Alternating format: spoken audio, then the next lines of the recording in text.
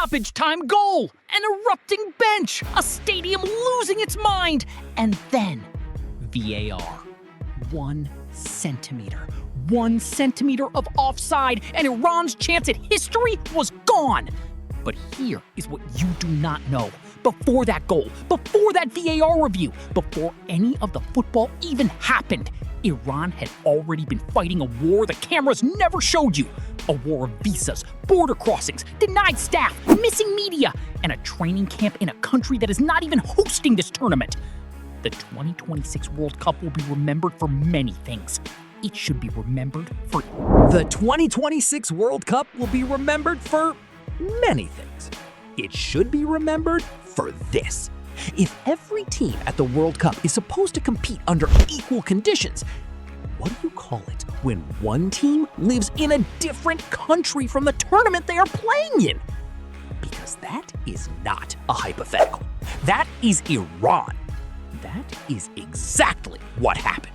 The 2026 FIFA World Cup is being hosted across 3 nations: the United States, Canada, and Mexico.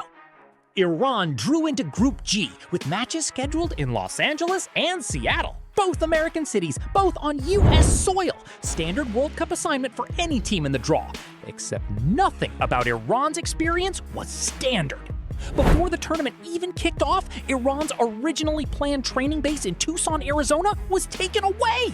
The reason? The escalating military conflict between the U.S. and Iran meant the political environment made it impossible.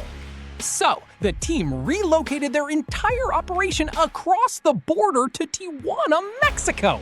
While Brazil warmed up near their venues, while Germany settled into their base, while England had their full support infrastructure within driving distance of Wembley West, Iran were setting up shop in a different country entirely. That is not a minor inconvenience. That is a structural disadvantage built into the tournament before a single ball was kicked. But it gets worse.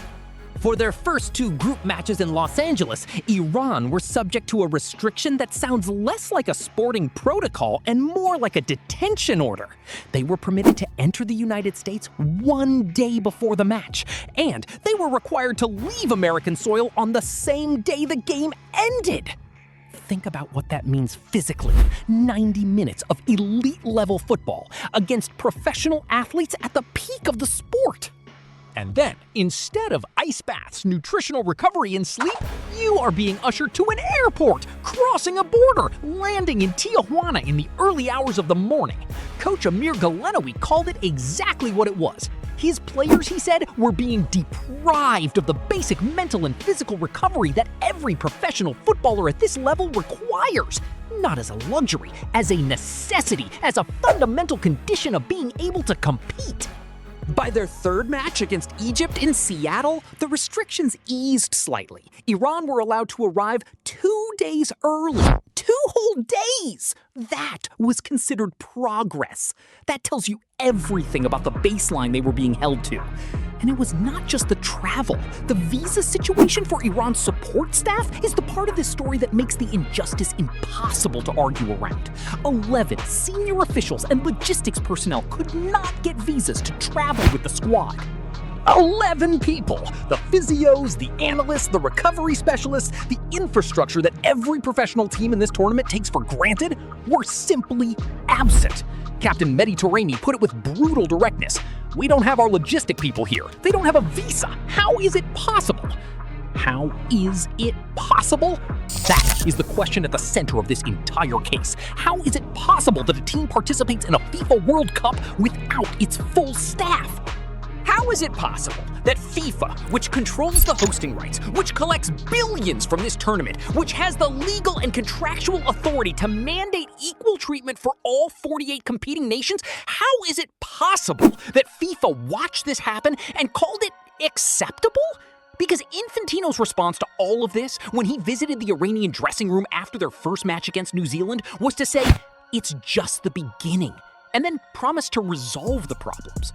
And then not resolve them for 3 matches, the entire group stage.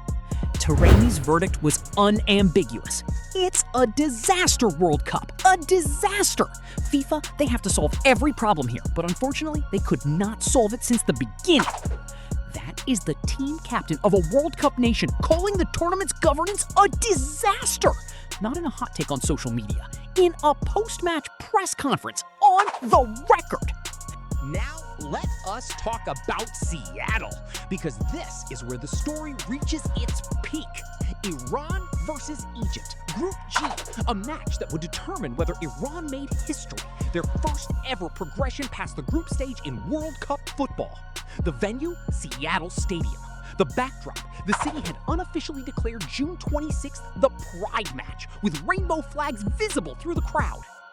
Outside the stadium, hundreds of dissidents and supporters of Reza Pahlavi, a prominent opposition figure to the Iranian government, had gathered in protest. Inside, the Egyptian press corps were vocal and present.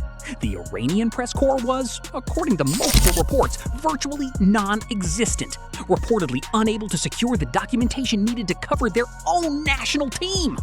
So Iran walked onto that pitch carrying the weight of a nation inside a stadium that felt hostile, without their media, without their full staff, after weeks of border crossings and substandard recovery conditions. And what did they do? They played. Egypt scored in the 5th minute. Iran equalized 9 minutes later. And then they spent the second half absolutely hunting for the goal that would take them through, dominating, pressing, creating, hitting the crossbar, forcing the Egyptian defense into crisis mode. Every obstacle the system had placed in their path, they met it with football. And then, in stoppage time, Shojai Khalilzadeh scored. The bench exploded. The Iranian fans in the stadium lost their minds. For a few seconds, they had done the impossible. They had overcome everything and punched through to the round of 32. And then, the VAR challenge message appeared on the screen. You already know what happened next. Marginal offside. Goal disallowed. The air left the stadium. Gallinoi said it perfectly. He used to think they were just an oppressed team. After that VAR decision, he realized they were unlucky too. The 1-1 draw left their fate in the hands of other results. A cruel, cinematic, agonizing conclusion to a group stage that had been designed, whether intentionally or not, to make them fail.